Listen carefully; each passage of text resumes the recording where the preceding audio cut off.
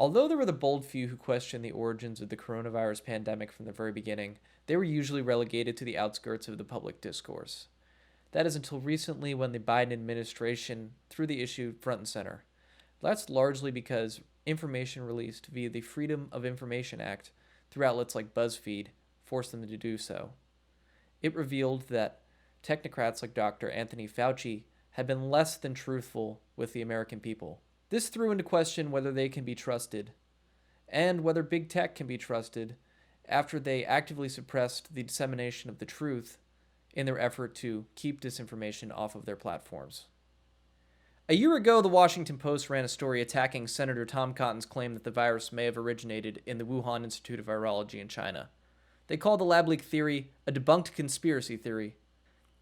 Now, an informed and intellectually honest person could totally be forgiven for assuming that a reputable outlet like the Washington Post would have done their homework and would not baselessly level false allegations against a sitting senator.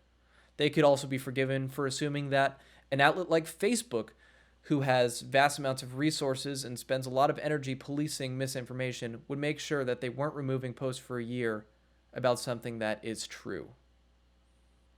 The Washington Post and Facebook have now both taken steps back.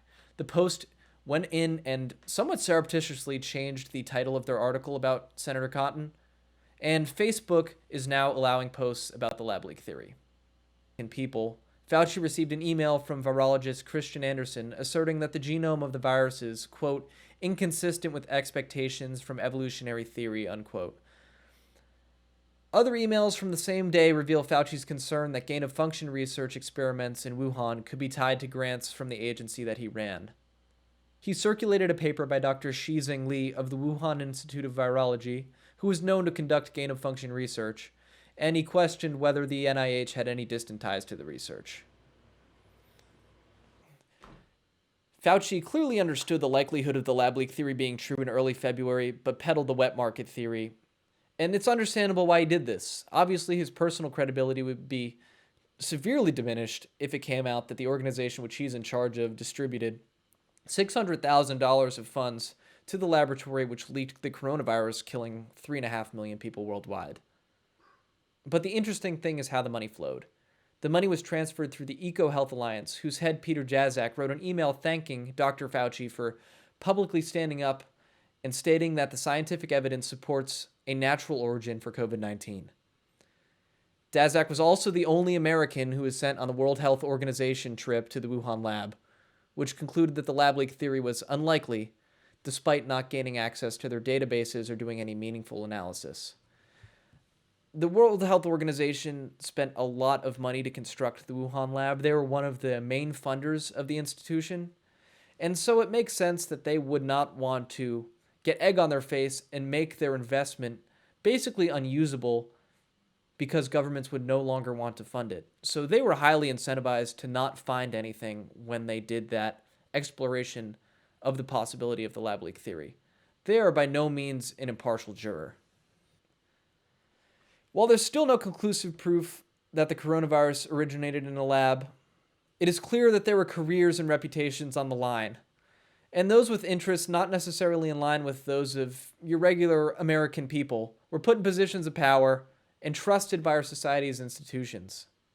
Daszak, who funded the lab, also investigated the lab on behalf of the WHO. He assured us that nothing was going wrong.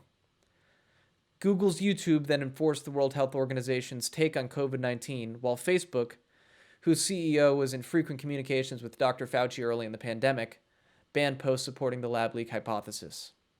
And the legacy media was so tied up in attacking Trump and anyone associated with him that they immediately discredited Senators Tom Cotton and Rand Paul, who attempted to raise questions about the true origin of the virus months ago. The instinct to save one's career may override the transparency that's necessary to prevent deaths in situations such as these. So what have we learned? People are flawed. Many of them are self-serving. The instinct to save one's reputation and career may override the transparency that's necessary to expose and correct the kind of mistakes that cost lives. We've also learned that censoring discussion and slandering those who question the narrative of the day as racist and anti-science can be patently counterproductive when it comes to life and death situations.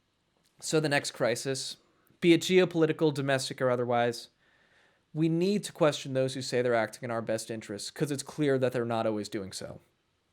And we also need to foster the kind of public discourse that allows us to get to the truth in such a complex world.